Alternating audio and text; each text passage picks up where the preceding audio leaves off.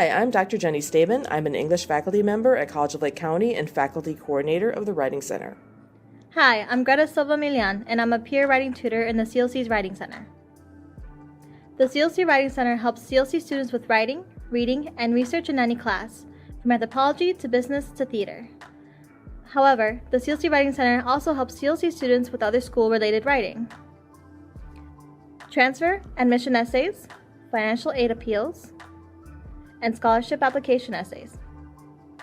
In this video, we'll explore a series of questions. Why take the time to apply for scholarships? Why work with a writing tutor when applying for scholarships? What does it mean to think about scholarship essays and applications rhetorically? What is the best way to get started? Why take the time to apply? Why not? The CLC Foundation offers more than 100 unique scholarships and grant opportunities and gives away over $1 million each year. The foundation helps hundreds of students, but could help many more if more students applied. For a great overview of how to apply for the CLC Foundation Scholarship and why you should, check out the video and information created by the CLC Foundation and Financial Aid. Just search for CLC Scholarship on the college website. If that information doesn't convince you, consider this. If you spend 2 hours applying for a scholarship of $200, you've just earned $100 an hour. That's time well spent. Why work with a writing tutor? Going it alone is never a good choice when tackling a challenging writing task. Writing tutors can make the whole process less overwhelming by helping you break it down. We can help you brainstorm ideas for how to respond. We can help you organize the ideas you've come up with. We can use questions to help you see where you need to add more specifics and concrete examples. Struggling to meet one of those pesky word counts? We can help you expand or condense what you have. About to submit your essay or application? We can help you with proofreading strategies to polish your final product. In the rest of this video, we'll be sharing some of the tips, tricks, and strategies we use in the Writing Center when helping students with this type of writing. Why think rhetorically? One of the things that can be most intimidating about scholarship applications and essays is that you are doing real-world writing. That is, writing with a purpose that needs to do something. You are trying to fund your education. You want to convince the person or people reading your words that you deserve the funding they are offering. It can help to approach this writing task rhetorically. This is something you may be familiar with from your English or composition classes. It means asking questions about audience, purpose, and genre. Who is going to read it? What is it supposed to do? What qualities should it have? No matter what you're writing, it's important to think about audience. While you can't exactly know who is going to read your scholarship, essay, or prompt, it helps to remember that it is a real-life person or set of people reading your response. It's not being read by a computer. What do you know about the organization that's giving the scholarship? What do you think might convince them that you are a good candidate? To achieve your purpose of funding your education by being awarded a scholarship, your essay or written response should do 2 things. It should make an argument for why you are a good candidate for this scholarship. It should help the reviewer or reviewers to get to know you as a student and a person. Thinking about genre means asking, what qualities should my essay or response have? What expectations about format and content do my readers have? What qualities should your essay or response have? A lot depends on the prompt itself. Most prompts ask for a bit of personal narrative, specific details from your experience. At the same time, you may also be working to create a persuasive argument. The tone should be formal, but not too formal. It should sound like you. The length and the focus really depend on what the scholarship prompt asks for. Let's look at some sample scholarship prompts and analyze them for clues about genre. This is a scholarship prompt for the First Bank of Highland Park Scholarship for Opportunity. This prompt asks you to do 2 things. 1. Describe your financial need.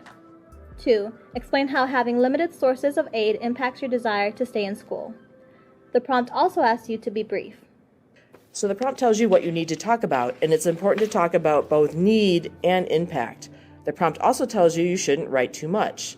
Now, brief isn't very specific, but my advice would be a paragraph for each point. Here's some general genre advice for any scholarship application.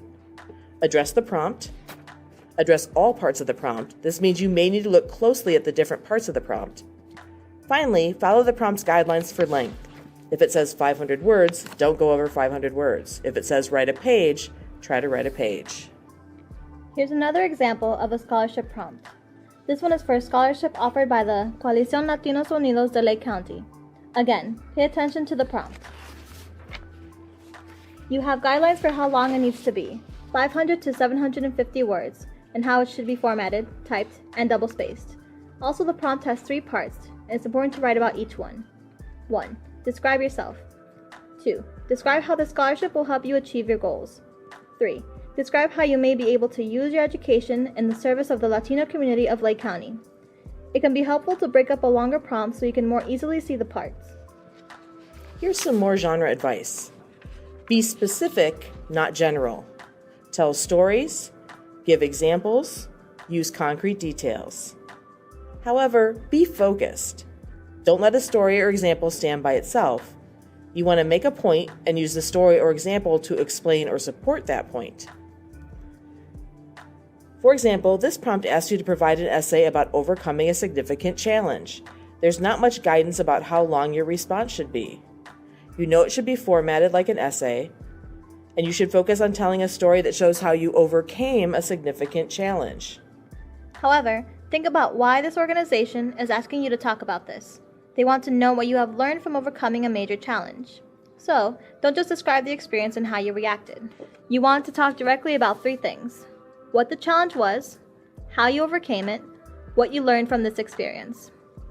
The next prompt is also vague about length. However, it does give you clues about what it wants you to focus on, your involvement in the community.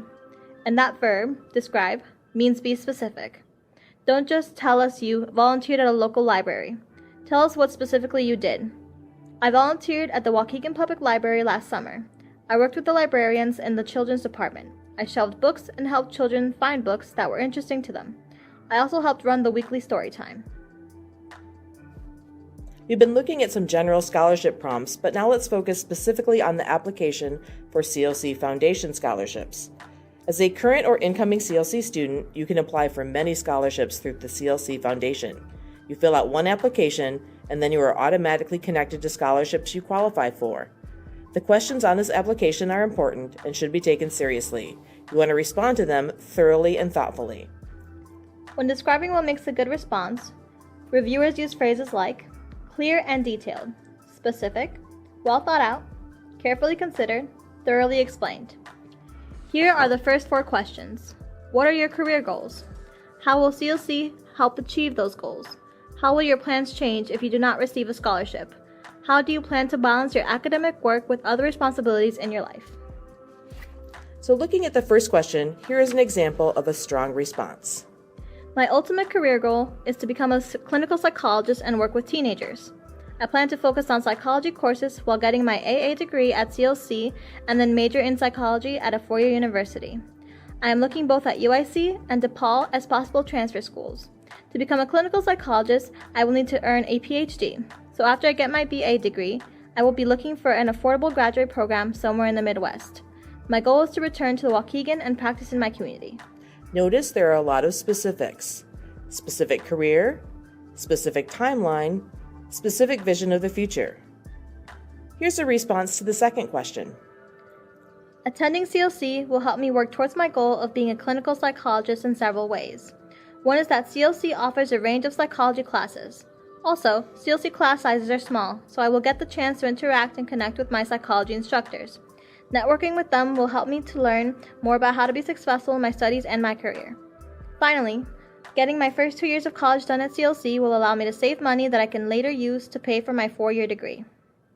Notice how this student has come up with 3 different ways that CLC will help them. The range of psychology classes, the small class sizes equal great networking opportunities with faculty, and low tuition equals money to use for future degrees. The CLC Foundation application asks, how will your plans change if you do not receive a scholarship? For this question, be specific. How will lack of funding affect your ability to stay in school? How will it affect your timeline for completing your degree at CLC? How will lack of funding influence what experience you can and can't take part in? The CLC Foundation also wants to know, how do you plan to balance your academic work with other responsibilities in your life? Here's some advice. Have a plan. Talk specifically about your plan. If you don't have a plan, develop one. Hint: experienced students tend to create explicit plans for how to juggle their responsibilities. The next question is a prompt. Don't miss the fact that this prompt has two parts and you want to respond to both. Describe your involvement in the community. Describe what you learned from that involvement. This prompt also provides some guidance about what community involvement could include: community service groups, school clubs/organizations, work/employment. The next prompt looks even longer, but it's focusing on one thing. Describe any other information that would be useful to the Scholarship Review Committee. Again, it helps to look at the different parts of the prompt. The list of things you might want to tell the committee include special financial or personal circumstances you and your family are facing, academic and personal achievements, unusual learning experiences, unique talents, leadership experience, or service commitment missions. It can be easy to miss one of the items in this list, so breaking it apart and highlighting the ones that apply to you can really help. We've given you lots of advice about how to analyze a scholarship prompt to figure out what your final product should look like. However, you need to get writing. What is the best way to get started? There is no one best way to get started. The key is to start, and it helps to start early. You want to give yourself enough time to go through the drafting process, from generating ideas to polishing the final product. The sooner you get started writing, the more time your brain has to work on things behind the scenes, when you're doing other things like driving to work or walking the dog. Remember, time spent on the process will help you create a stronger product, whether that's a paragraph or two or a whole essay. Start by brainstorming. If you're someone who likes to talk about their ideas, find a friend or family member to brainstorm with. Consider using the voice memo feature on your phone to record your conversation or ask your partner to take note. If you like to brainstorm by free writing, do rounds of speed writing. Set the timer on your phone for 8 minutes and write, then 6 minutes and write, and so on. Give yourself permission to write a messy, disorganized first draft. The writer Anne Lamott calls these shitty first drafts, and they are an important step for professional writers, especially those who have to meet deadlines. Getting ideas out of your head and on the page is the main thing. Worry about how you're going to organize and focus them later. Don't forget the power of reading your words out loud. You can catch mistakes, work on flow, and just hear if things sound the way you want them. Finally, don't go it alone.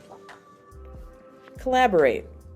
Work with a teacher, a tutor, or friend or family member you trust.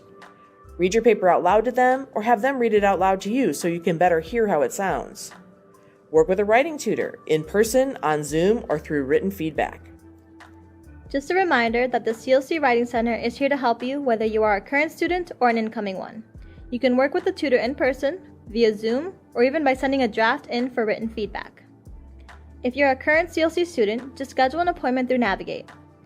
If you're an incoming student, please contact the CLC Writing Center directly to schedule an appointment. You can call us at 847-543-2036. Or you can email us at writingcenter@clcillinois.edu. Just tell us that you're an incoming student working on a CLC Foundation scholarship. We want to leave you with these words of encouragement. We know that financing college can be stressful, but scholarships and grants can help. We also know that applying for scholarships can be intimidating, but don't go it alone. The CLC Writing Center is here to support you. You don't need anything written down. Just make an appointment to see us in person or online, and we'll get you started. You've got this.